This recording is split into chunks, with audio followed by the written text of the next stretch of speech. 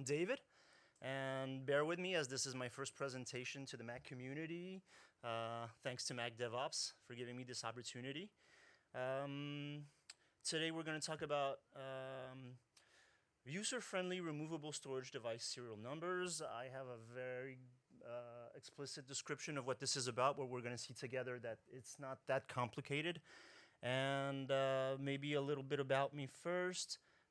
Believe it or not, I was a dentist for 20 years, and my first professional encounter with the Mac was a side act. As I was a student in dental school, I would provide tech support for a major French ISP for 3 years, and then I got my diploma.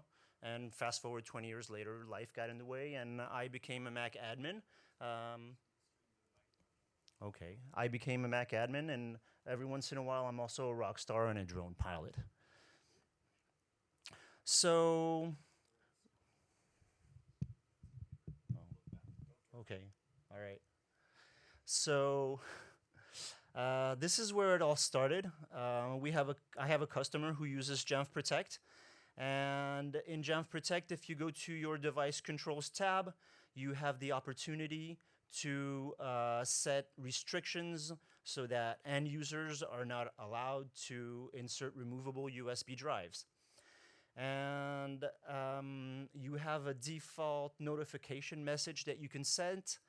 And you also have serial number override details, which is an expression to say that there are exceptions to the rule.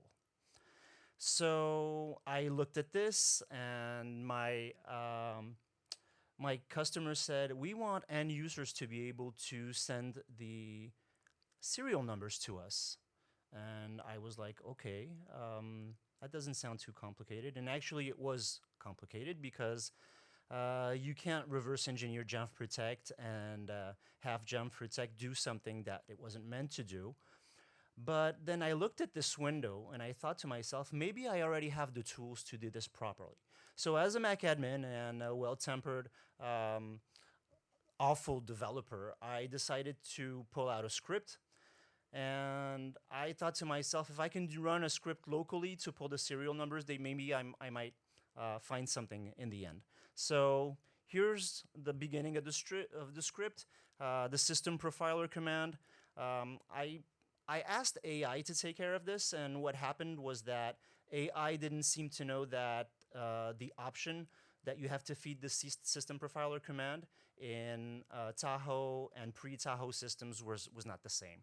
But I managed to somehow make a command, get an output. Then I was helped by my friend LLM to parse the system profiler output and populate variables. I asked it to retain only removable media, exclude hubs, Ethernet, and video adapters. And number 3, we copy the results to the clipboard, and we display those results in a dialog box.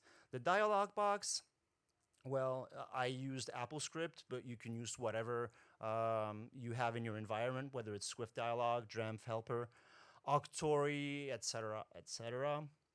And in this case, I also set a button so that the user can hit the right button and then wind up on the ServiceNow page that the customer was using. So what does this look like to the end user? Well, I got a little lucky along the way. As I was making the script and testing it, I realized that in Jamf Protect, when the notification appears, if you click on that notification, you actually trigger the Jamf self-service. So all I had to do was tell the user to look for the proper policy in self-service. So I injected my script in a Jamf Pro policy. And if you go to the Policies tab in Jamf Pro, you can make the policy available in self-service. You can give it a proper description so that the user knows that that's what he was looking for explicitly. And here we go.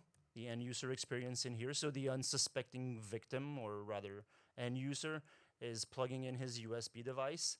He gets the notification from Apple to allow the accessory to connect. And then Jamf Protect takes over.